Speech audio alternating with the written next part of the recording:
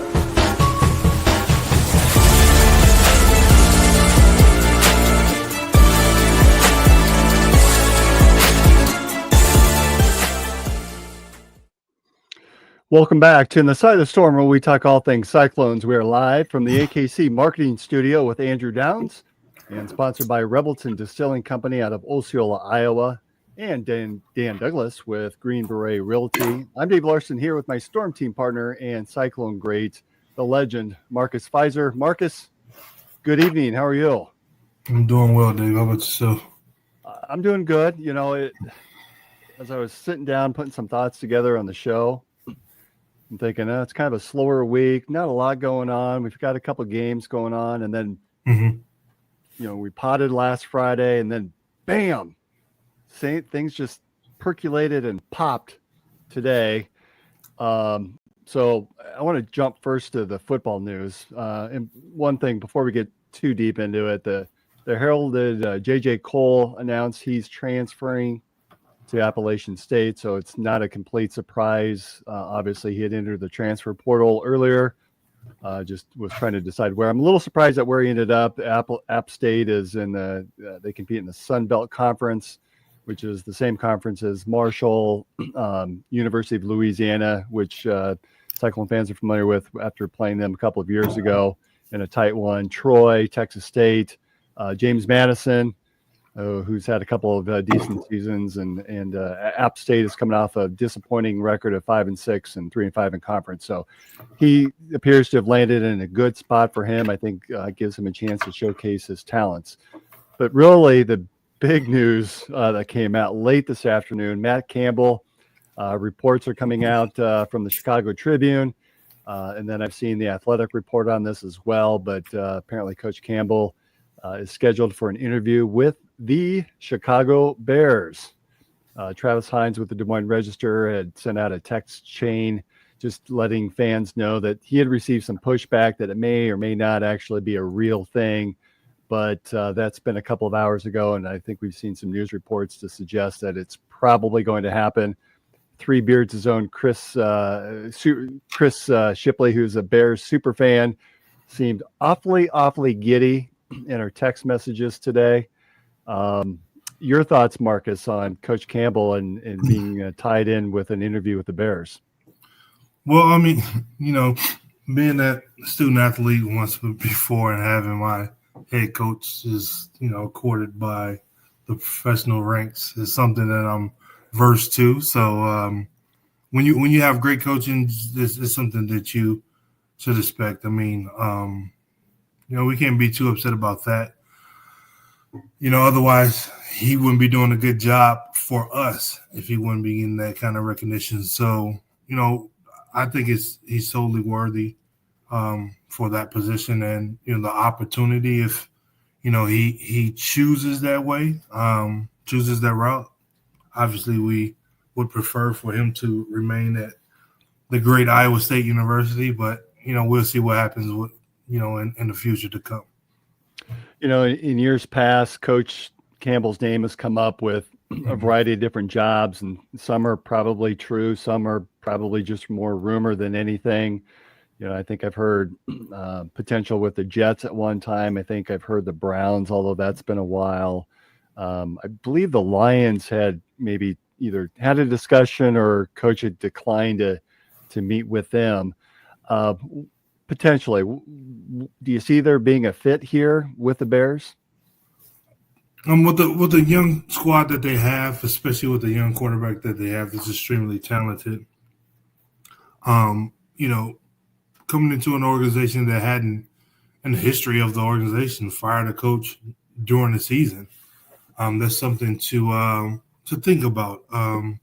I think his approach and his style of coaching would definitely translate with those type guys, and you never know until it happens. Like I said, we much rather him remain at Iowa State, but we totally understand it's a business. We understand that we each and every one of us want to elevate and level up, in whatever our professional ranks are, and we're wishing him the best if that's what he decides to do. Well, and you're right.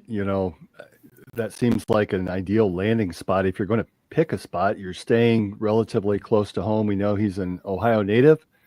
I think that there's a number of Iowa State fans that are in and around the Chicagoland area that, of all the teams, this might be one that Cyclone Nation could support, with the Bears being so close.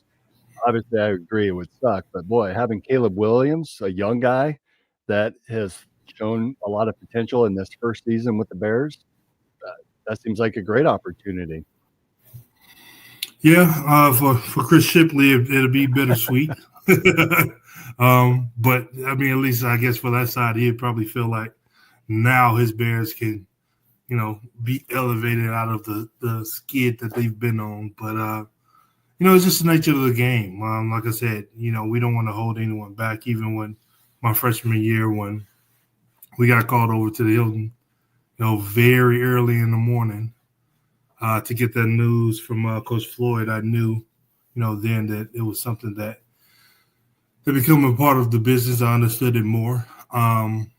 Didn't hold no ill will feelings or anything about him from that moment, on. I mean, it's just a part of it. And then he was replaced with Tim Floyd 2.0 with Larry Eustachy, and the rest is just history. So it's just the nature of the beast. And now I'm sure, as much as collegiate sports is turning into a business now as well, I know the guys will understand it.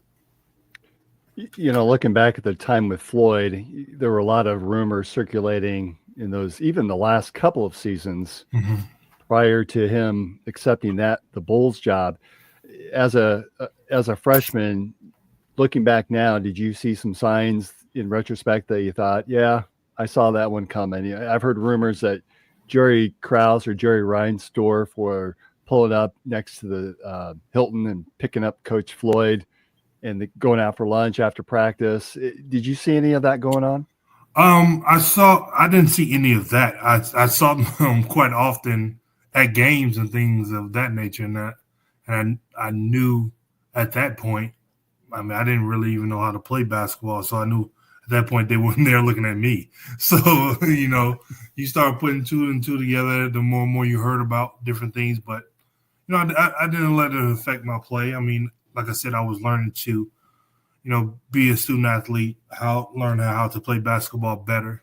Once the news came down, I mean, I never once had an ideal about transferring. When Coach Eustachy came in, and we sat down and had a talk, and got into practice, I realized that it happened for a reason, and like I said, the rest is history.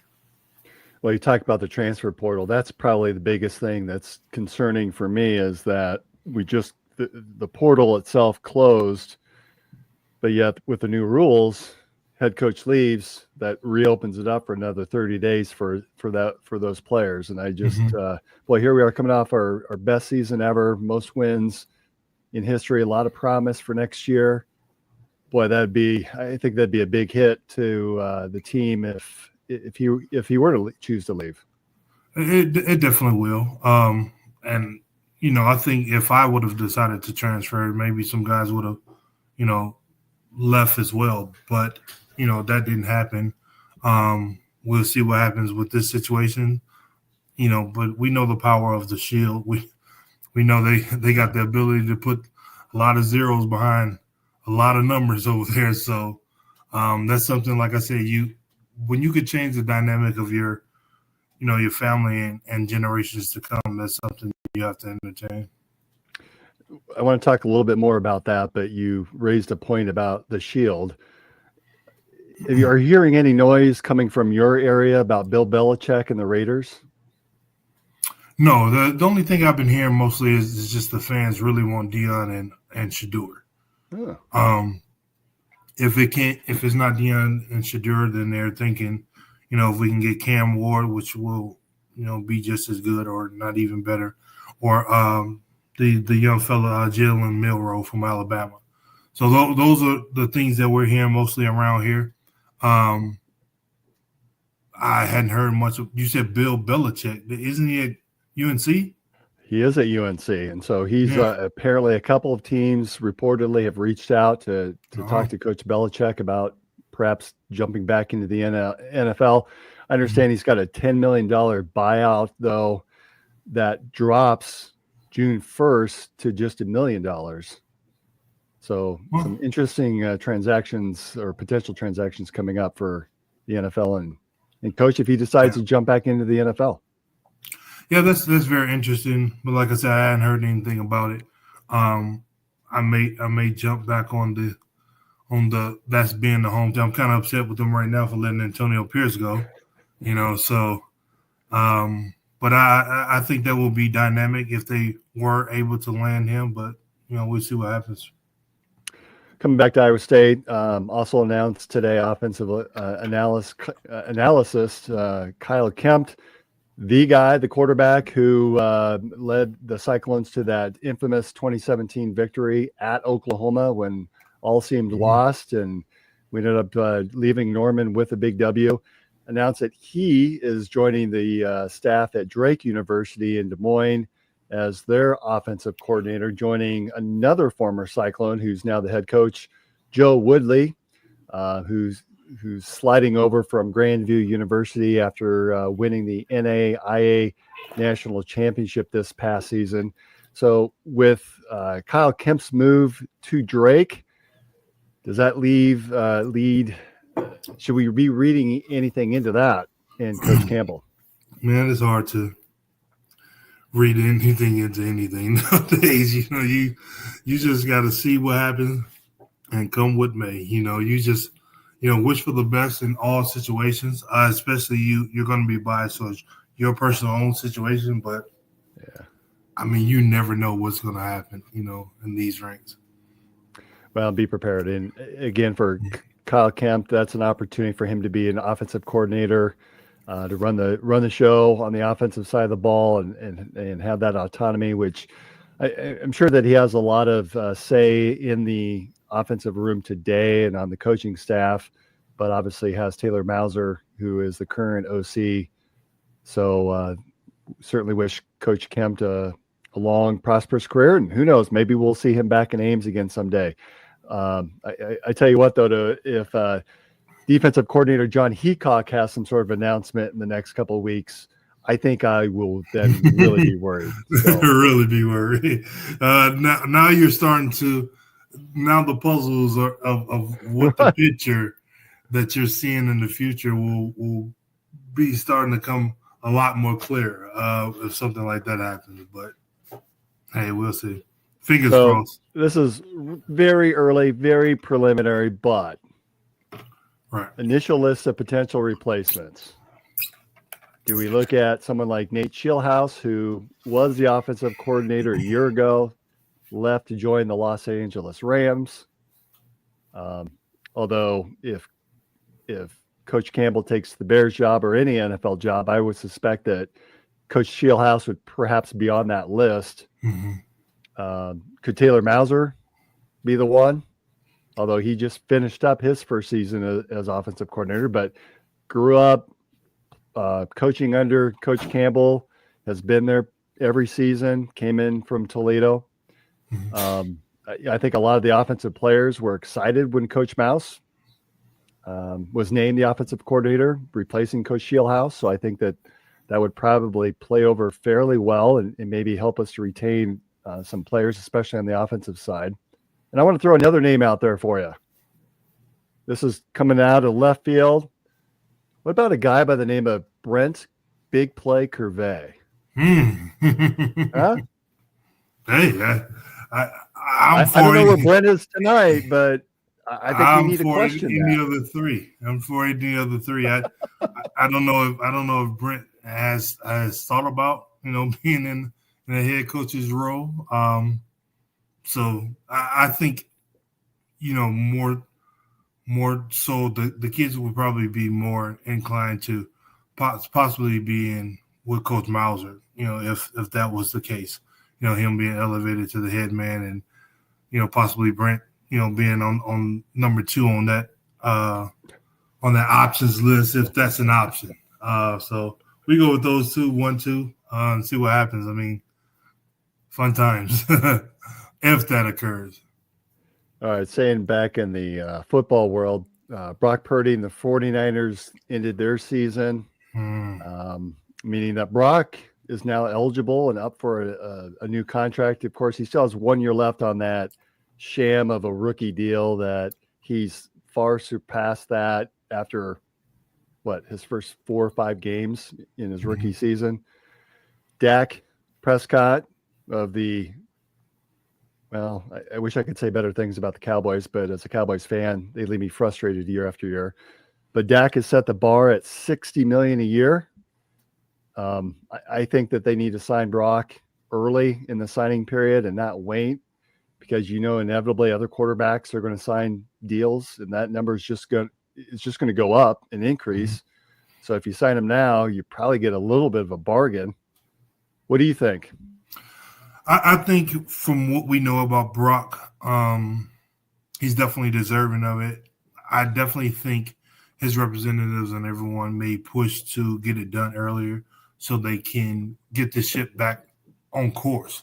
I mean, they made it to the Super Bowl, the year before. So it wasn't a good year this year, injuries and all that type stuff that occurred. But being able to get that deal done so they can structure what's going to happen. I hope we get $100 million a year being a Cyclone fan.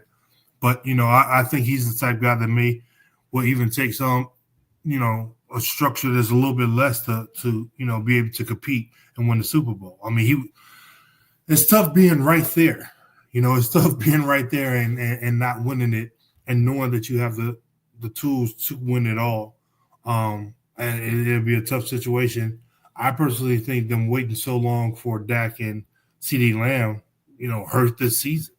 I mean, it's been some really talented teams down in Dallas. And not to see it come into fruition of winning the Super Bowl. I hate to say it, it's been almost 30 years, Dave. I mean, that's a long time to not win the Super Bowl for an organization like that. And with the thanks for the reminder. Powerhouse for the powerhouses that they've had over the course of the last couple of years. So it's going to be interesting. What number do you think? What number do you think they land at? Because I agree. You got to kind of get him set so you know what kind of money you have to deal with to sign other free agents. But if you were to take a guess, what number do you think they land at with Brock? I think, if the barometer is set at 60, and that means every year it gets higher. So if he can get the closest to that 60 or be at 60, I mean, I think Lamar Jackson could have gotten a little bit more, and he piped it down a little bit, if there's something to say or whatever, to be able to structure the team. So I think Pat Mahomes said it higher. It keeps getting higher, whatever. But like I said, I think Brock is in a situation where, and not to say that other guys are money hungry or anything like that. I'm all for athletes getting as much as they can. because once those wheels fall off, they fall off and not getting back on. Well, but when you have Brock's got to pay for all those Toyota trucks that he bought as offensive linemen too.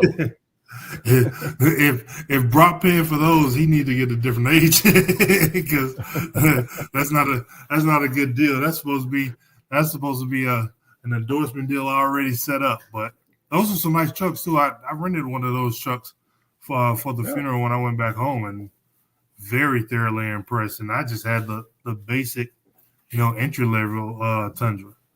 Had me looking at the newer ones today. There you go. If I'm going to predict, I think that Dak at 60, I just don't see Brock. Remember, this is his first big contract. And I want to say the 60 for Dak was his second one. So I'm going to guess 50 to 55 range, which is incredible to be for any player, much less the last pick in the draft from Iowa State University. I think Brock has done himself good. And boy, I hate to say settle for 50, but that's a great number to land. Yeah, I was feeling about 55 to 57-ish. If to maximize as the amount of money that he can without hurting the team. If it's going to help the team a lot more, then he may, dial it back a little bit. I mean, because, in years to come, they always restructure and then try to, get higher and higher. I think with Dak really had the leverage with the Cowboys. CeeDee Lamb really had the leverage at the time to get that much money. But, like I said, look what the season turned out to be for them. And I don't think Brock and the 49ers, are looking to have a season like they had this year and, next year and the years to come. Well, I think you make two excellent points that I don't know that Brock necessarily has that leverage because he still has a year left on the existing rookie deal. So the 49ers could probably play a little bit of hardball. And two, you're right. Brock is such a team player. I think he understands that, hey, I got to have studs around me to make all of this work. And ultimately, I want to win Super Bowls. So in order to do that, I got to have players. Yeah. He's young. He's tasted it. He's been there. He knows he can get the team there. I mean, he had a messed up elbow and still, played extremely well to progress on that far. So, like I said, once you get that close, had I come back from my junior year, there's no question I didn't feel like we wouldn't have made it to the national championship without a doubt. Getting that close, having that team, him being that quarterback that keeps elevating and keeps learning the game.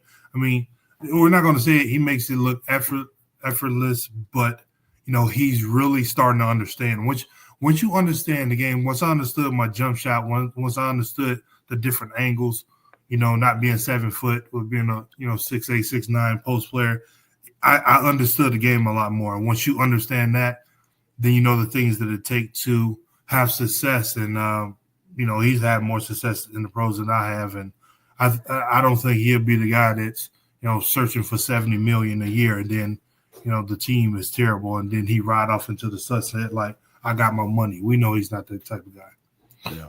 All right. So you started to tease your teams, and there was a special reunion this week, and I want to talk a little bit about that and shift to basketball here. But first, let's take hear a word from a couple of our sponsors. Making great tasting bourbon requires the perfect combination of ingredients, conditions, and time. The longer it rests, the better it tastes. Revelton Distillery's new single barrel bourbon is made from 80% corn, sourced 100% from Iowa farmers. And unlike mass-produced bourbons, each barrel of Revelton's single barrel bourbon is unique, proofed on when it tastes best. As they like to say, it'll be ready when it's ready. And to ensure the highest standards of quality and flavor, owners Rob and Christy Taylor oversee the production and bottling. Every single barrel. Iowa born, Iowa aged, Iowa bottled. Try the new single barrel bourbon from Iowa's own Revelton Distillery. ReveltonDistillery.com.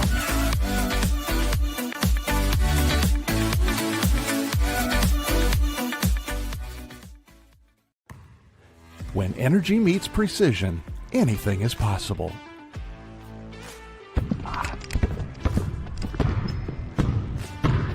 I'm Carter Hawley, the Chief Energy Officer of the Iowa State Cyclones. I'm full of energy on and off the court, but nothing gives me more energy than helping families find their dream home. And that's where Green Beret Realty comes in. They're more than just realtors. They're a team dedicated to getting things right for you and your family, just like we get it right on the court. Sometimes it takes a team to get the call right. And when you're buying a home, you want a team that makes all the right calls. That is Green Beret Realty. And here's the best part. When you buy or sell a home through Dan at Green Beret Realty and mention this ad, he'll make a donation to the We Will Collective, helping student athletes like me thrive on and off the court.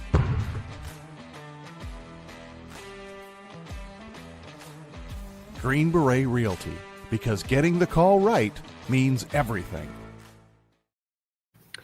All right, we're back to the side of the storm. Hey, Marcus, watching Conrad Hawley there act. Have you ever had to act? I'm sorry, it was on mute. Can you say it again? So watching Conrad in that last commercial for Dan Douglas, have you ever had to act? Oh, absolutely. Commercials and things like that. Yeah. Yeah. Different commercials, different, like promotional drops and stuff like that. Absolutely. Is there one in familiar or one in that you can mention that we could all go look at some point? And we won't right now, but because I want to pull it up later in another show and Brendan and I can make fun of you. Nothing off the top of my head, but as a rookie, it was tons of them. I mean, different car dealerships or, Chevrolet, I think one we did years ago. Another one with Nike. I had to do a lot of them with Nike. It's like a upper deck, a lot of trading card stuff. There's this one thing that they had me dunking where it made it look like I was 10 feet over the rim, and I was like, that ain't real. But yeah, a lot of stuff like that. And it's tiresome. Like they have you there for hours. Hours for like a 30-second drop. Oh, that's awesome. But I'm like, right, I knew that one was good. I want to talk about the men, but first the women who are actually playing right now. A disappointing loss against a really good Utah team on Sunday evening. I was up there for that game, losing by 75 to 67.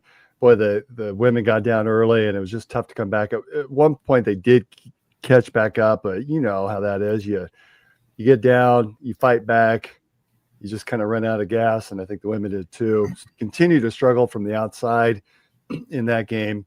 By the time this show airs, if you're not listening live or watching on YouTube live, will probably be a little bit outdated because we're playing at Arizona State. I can say that the team looks a lot better tonight. Shooting seems to be much better up from the outside. So I'll be excited to go back and replay and watch that game. And then on Saturday, the women play at Arizona. So we're making that little swing that the men's team will be doing in a couple of weeks. That should be a pretty close matchup against Arizona on Saturday afternoon. I get the sense, though, from Coach Fennelly and from what I've seen from his pressers and in the articles that I've seen online, that the coaching staff remains engaged. The players are still engaged. Again, we've got a ton of season still remaining to go. We're 3 games into the Big 12 season. And I'll say it again, I think all the pieces remain in place. Just need to kind of get our mojo back and get that shooting touch back from the outside. I think we'll be all right. Again, we had one of the toughest non-conference schedules in the country and playing 3 of the Final Four teams from last year. So I really kind of looking forward to seeing how these next few games shape up for the Cyclones. No, Marcus, have you had a chance to watch some of these games? Yeah, I got the one that's playing that they're playing in right now. I don't think we're really concerned about rankings or anything like that. Like you said, we've played some tough teams in the preseason or the season before, the regular season before the conference. A lot of good tests. Get into the Big 12. We know how tough and how resilient the coaching staff is. They took some lessons, some knocks on the head early on, but I think they're gonna bounce back in the Big 12, and again, it's not about the rankings. It's about, gelling at the right time. Once conference play come around, how tough the conference play is, getting ready to go into the NCAA tournament is what's more important. All right. So turning to the men, boy, they continue to impress. Last Saturday was a big day for multiple reasons. Game against Baylor.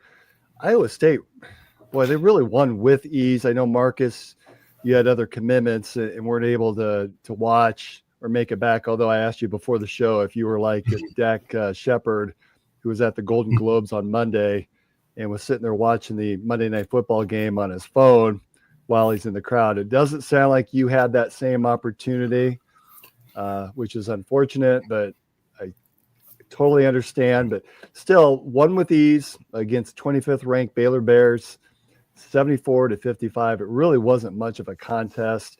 But at halftime, that was one of the things that was pretty special. 25th anniversary of two very special teams in Iowa State history, the infamous Elite Eight team, starring none other than Marcus Fizer and Jamal Tinsley, that made it to that Elite Eight game.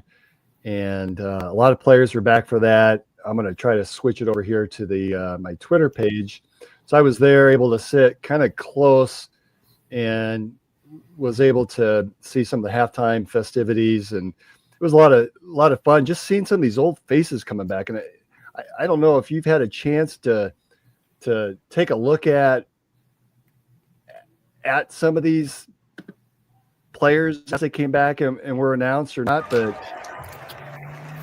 familiar faces. Yeah, see Brad, see Richard. There's Justin and Brandon Cantrell. Boy, Cantrell That's looks my like rookie. He still looks like he can bring it. I mean, has he changed at all? A little bit. I think he's changed a little bit. We all look like we're about 46 now. Although Shane Power the Blue, he's a good-looking guy. He looks like he's in shape.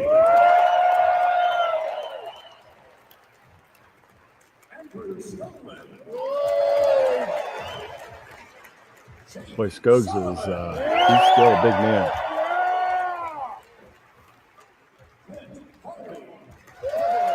There's your old college roommate, right? Weren't you Watkins roommates?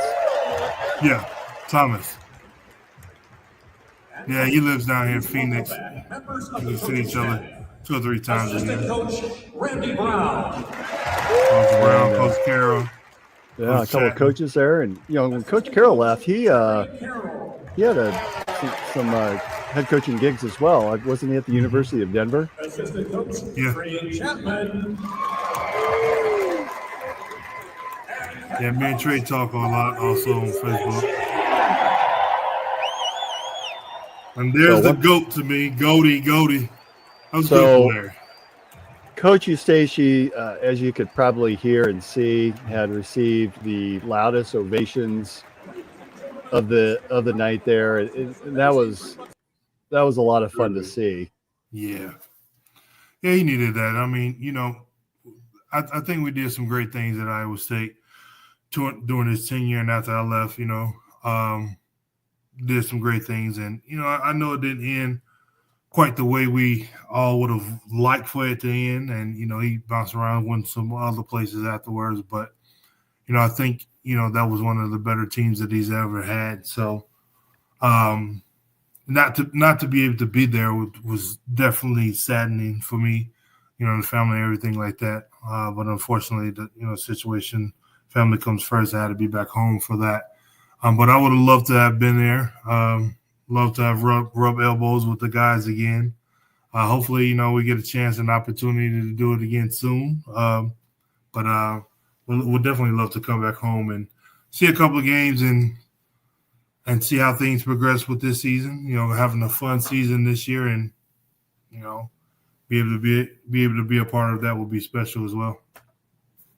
Well, and I mentioned Coach Eustace. So he had lost his ponytail that he had a year ago when I think he came with a son who was coaching for one of the Utah or Idaho teams, excuse me.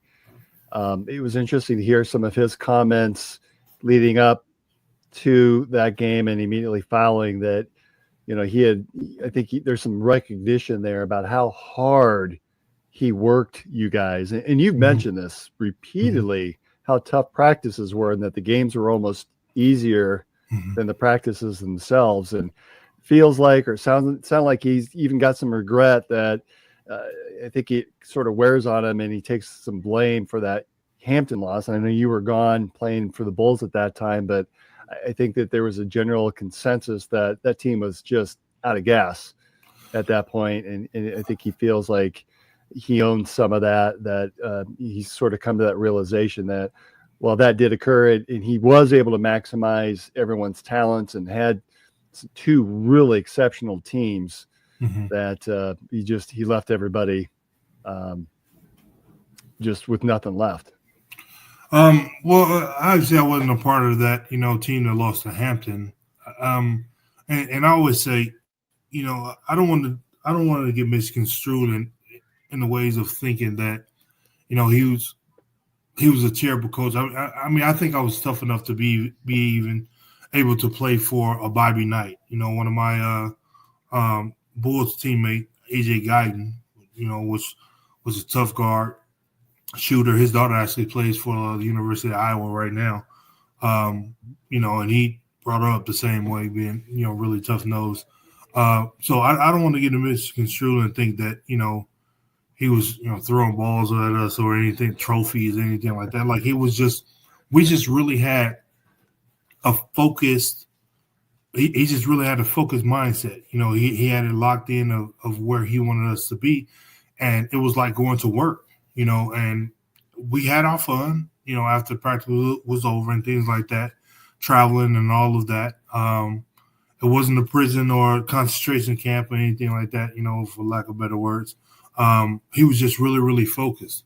And, if you were mentally tough enough to handle it, then, everything was fine. But as the years progress, you run into different eras, different generations, and things get a little bit different. So the approach that he took, in the late 90s and the early 2000s really didn't translate over extremely well at Colorado State for him. So that ended kind of badly, for him. So I think after that he got out of coaching and just started doing some other consulting and things of that nature. But it's just the nature of the beast. I don't think, Coach Bobby Knight and some other coaches, even, Coach Chaney from Temple will be able to coach in this era because, these kids are a little bit different now. Well, and one of the interesting interviews was about a year or so ago on Cyclone Fanatic with Chris Williams and Brent Bloom, where they had a nice interview with Coach. And, there was he had a cup of coffee down at Southern Miss or Mississippi State, one of those schools. Southern Miss for about Southern Miss. 2 years. Yeah. And then obviously Colorado State. And he still says, I'm a Cyclone. At the end of the day, that's he still has warm regards. And obviously in talking with you over the year and a half that we've been together on this show, and I think that you talk fondly of Coach and have warm memories there as well, and obviously recognize the challenges and tough times that were there, but also recognizing that you had some fun too. And that team that was recognized on Saturday, those two teams really very special and teams that all of us as Cyclone fans are going to remember you guys forever. Yeah, without a doubt. I mean, you can see from losing. I guess you would say the conference leading scorer back-to-back years, and then after my junior year, the player of the year of the conference, and to put together the next year the team that won the Big 12 as well. That shows you how good of the coaching staff and the talent that we had at Iowa State. It was fun to be a fan my rookie year, in the pros and to watch, those guys play. Up until that Hampton game, that was pretty much of a shocker for me, but a shocker for everyone else as well. But like I said, we had fun.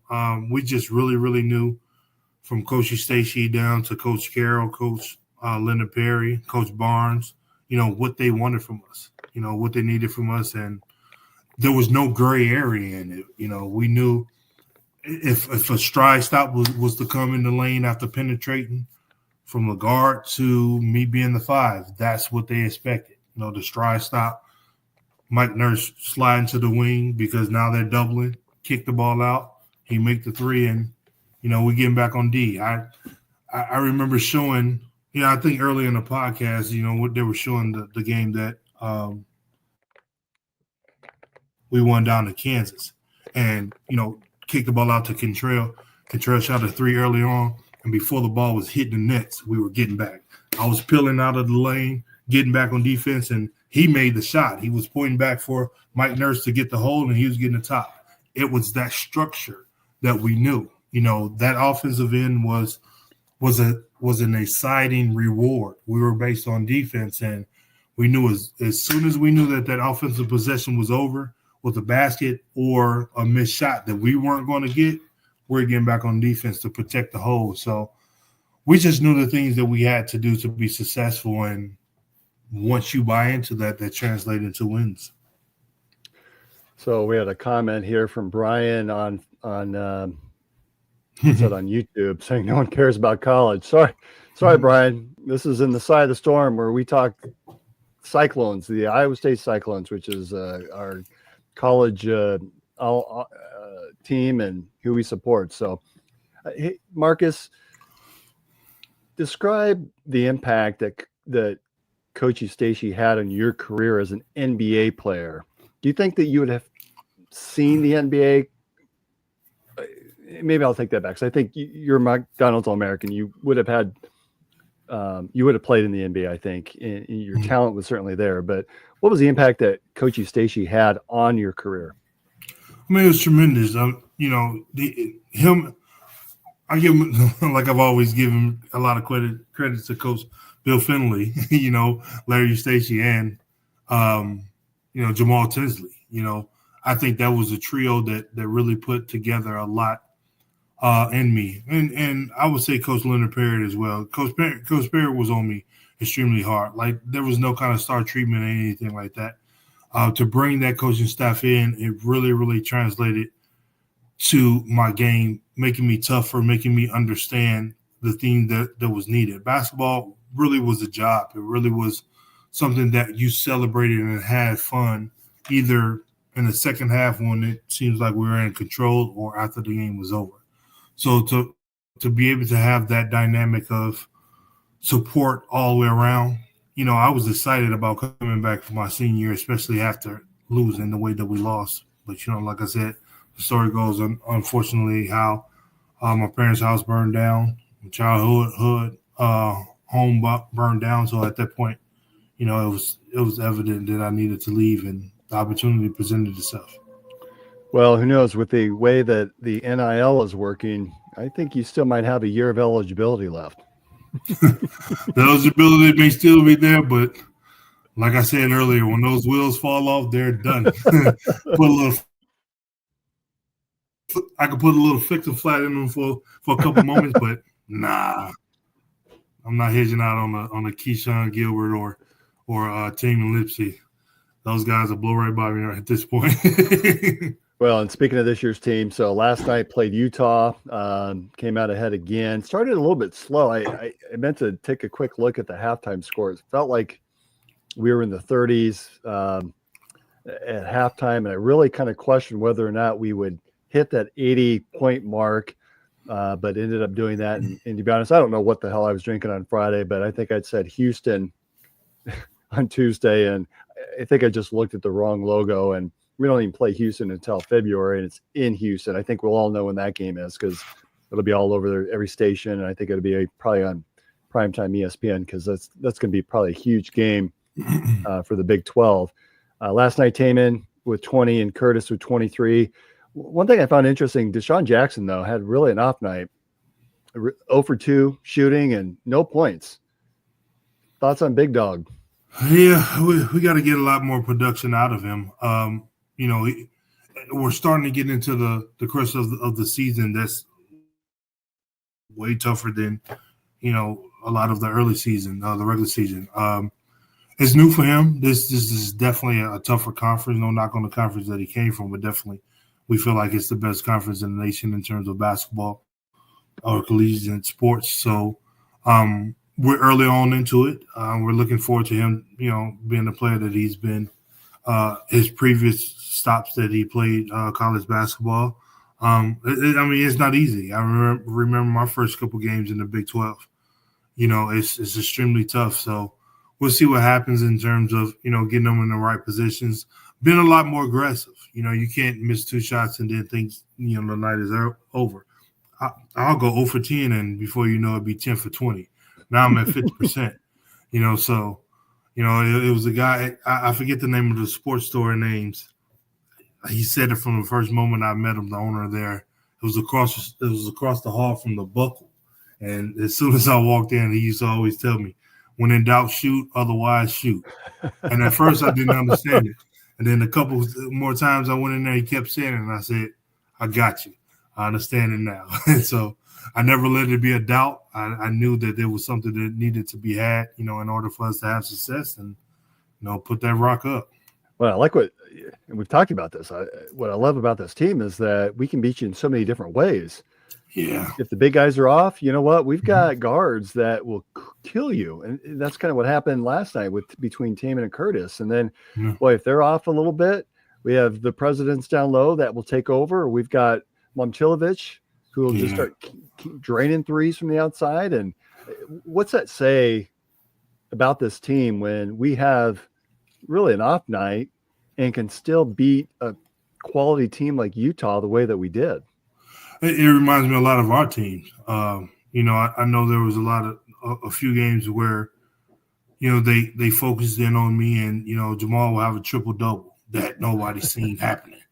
I remember specifically we played Missouri at home. And I forget the big Soyoye is an African kid. I caught an elbow in the throat going to rebound the ball. And, it really threw me off my game. I told Jamal earlier, I was like, man, I'm hurting. It really, really threw me off my game. Mike had a big game, knocked down some big shots. Jamal carried us that game, and at the end of the game, he had a triple-double. I personally would like to see, Milan, shoot the ball a lot more. That guy has a stroke on him that is just absolutely – it's pretty. it reminds you – it reminds me of Peja Stojakovic. To have a big kid to be able to shoot that ball, and it's one of those shots that don't hit the rim a lot. Or another guy, a little bit of a different player, but coming back to your era, Mike Nurse. I mean, that guy can shoot it. Yeah, Mike can really shoot it. He reminds me a lot. Curtis reminds me a lot of him. Just straight, fearless. I've seen Mike catch the ball from across half court, and I'm looking up thinking to myself, what the hell is that? But he put the ball up and, definitely knocked it down. Not sure if you saw this, but last night the number 1 team in the country took a tumble against Florida, which you hate to say this, but Iowa State, next game is Saturday at Texas Tech. That should be a really good game. That should we come out victorious, we could be seeing a ranking of number 2. Yeah, that's going to be. I saw Texas Tech play a couple days ago. I think when I was back home, I saw them play. They're really tough, especially at home. That's going to be an exciting one. And like I told you earlier, my Oklahoma City Thunder and the Cavs are playing now, and that's a real knockdown, tight battle. So that's one I'm definitely excited to see. We've talked so much about the strengths and the talents of this team. Any concerns that you might have? Not necessarily any concerns. I like how level-headed TJ has this team. It's just, like I said earlier, it reminds me a lot of our team, my team. We just really didn't think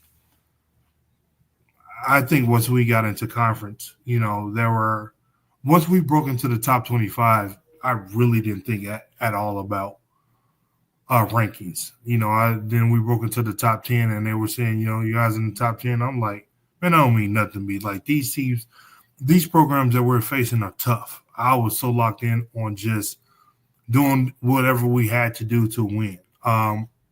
We were in those winning streaks that I didn't realize that we were in those winning streaks. It was just a level-headed ball club that we did whatever we had to win, and I think this team reminds me a lot of that situation.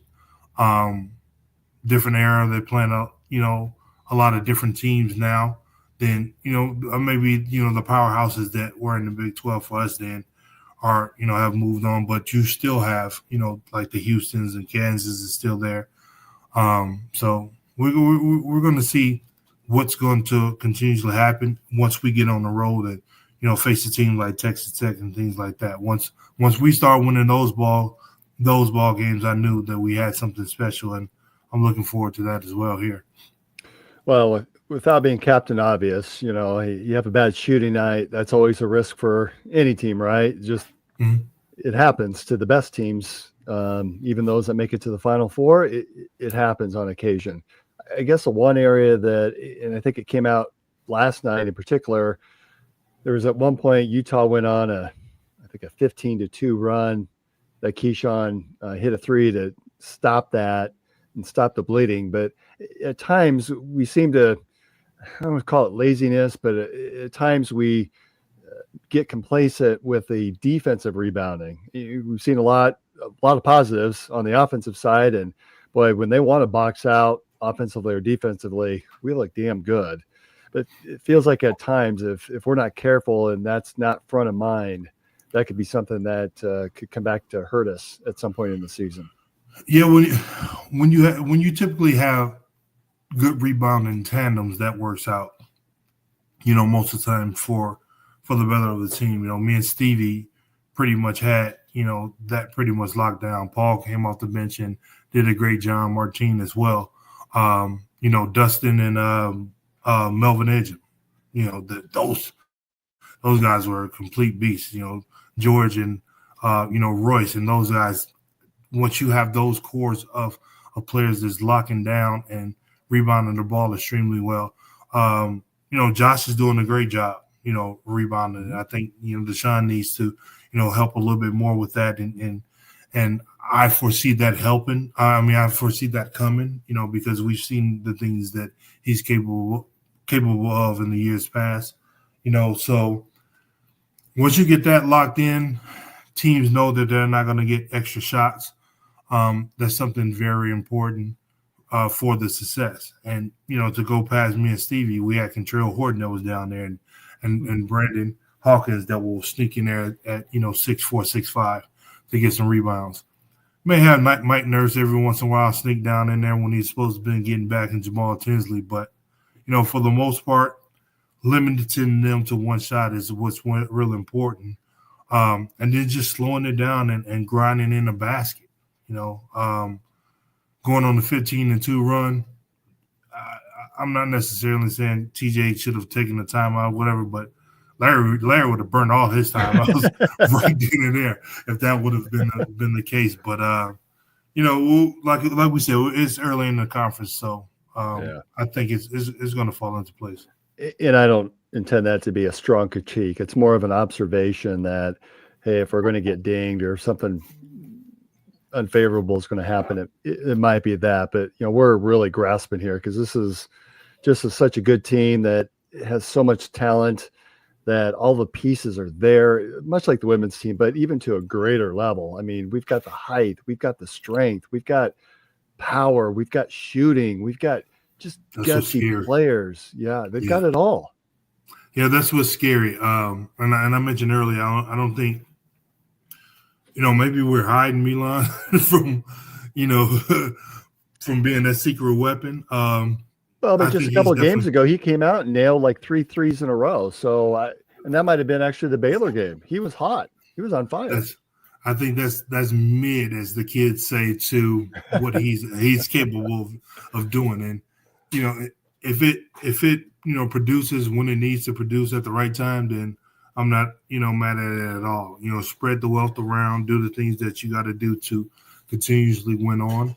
I'm not, like I said, I'm not concerned really about the rankings. I'm concerned about being that locked in team. From the guard position, we got one of the most solid guards, tandems that we've seen in a while. And then, to have those guys that play such a high level and have such a high IQ for basketball, that translates, to deep runs into the tournament. All right. I want to ask you a question. So this came up during last night's broadcast. Okay. So they were chatting, Cyclones are up, and you start getting a little talkative during the game. Who do you trade? Okay. Let's imagine that college basketball, you're able to make a trade mid-season. Of those three guards, Lipsey, Gilbert, and Jones, who do you trade? Well, that ultimately have to be who you're bringing in. I mean, it's kind of like, you'll trade LeBron James in his prime for a prime Steph Curry. It'll have to be that level of play. If I'm trading, Taman or Keyshawn or even Curtis, you have to give me somebody like the big from Auburn that we lost to. It has to be Broom. It has to be one of those type players that you trade for. It's not just easily. You just can't easily say, well, I'll trade this guy because X, Y, and Z. It has to be, an ABC that's coming back. So it's hard to say, to think about, the realms of that. So that's what I pretty much said. For me, I really did think about that question. It's mid-game, and I'm thinking to myself, who the hell would I pick? Yeah, it's like choosing between your three kids.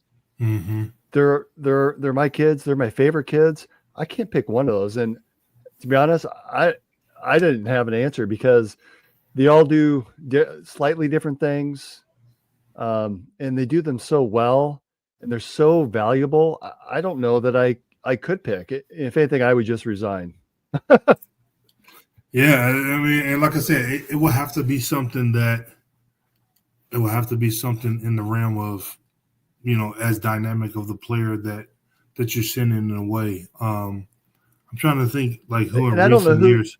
And Marcus, I don't know who that would be. Honestly, No. These three play off of each other so well. They're the right person, the right fit for different situations. Mm-hmm. That they are the heart and soul. They're the engine of this offense and really of the defense too. I wouldn't be able to do it. They're really special. Well, Toronto traded DeMar DeRozan, which was hard for, Kawhi Leonard, and then end up winning the championship. So, I mean, it's once that trade went down, it was like a what the hell moment. But yeah, and there's probably years past where I would look at players or teams and go, yeah, of these, I would trade this person. Of the current guard tandem, you put a gun to my head, you might as well pull the trigger. I don't know who I don't think I could do it. I honestly don't. No, it's tough to even think of fathom. Yeah. All right. So we got to close this show out here. Saturday, 1:00 tip against Texas Tech at Texas Tech. Of course, Marcus, you shared that's going to be a pretty tough one. Texas Tech is a good team, tough, exceptionally tough at home. I don't know.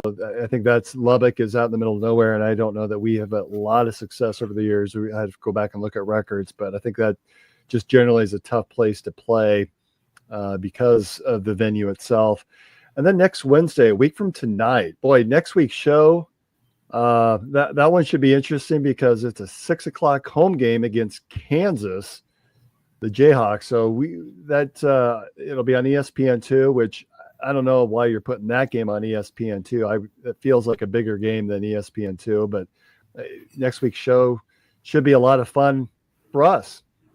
Well, I wonder if that's one of the shows that they may one of the schedules that they may bump up, but maybe at the same time, it's ESPN too. They need to bring some viewership for that program also, but we'll see. I've seen it happen. As far as the Texas Tech game, it's going to be a tough one. I got a big win down there. This one of those new arenas that is very inviting for their home crowd. So hopefully, it's one that, we know how tough the road is in the Big 12. We won some big games in Baylor, big games in Kansas. It's going to be that type level of a game. All right. Before we head out here, a quick shout out to our sister podcast, Old Man Strength. They had a really fun interview earlier this week with Ray Gun's founder, Mike Draper. If you've not had a chance to listen to that, I would encourage you to. That was a really fun listen for me. Of course, Ray Gun is the most famous store in the world, headquartered in Des Moines, and I think they've got 8 or 9 locations around the Midwest, and they create a lot of those fun shirts that you see us wearing around town. So if you've not had a chance of that, it's interesting to hear the backstory of Mike and how he started the business, and he's got some interesting stories to tell on Old Man Strength. So if you haven't had a chance, go ahead and take a listen to that. Thanks everyone for joining us. It's just been a privilege to have you listen in and watch on YouTube, and continue to like, subscribe, download, share with all of your friends and family. And that's another edition of Inside the Storm. We'll see you next time. Go Cyclones.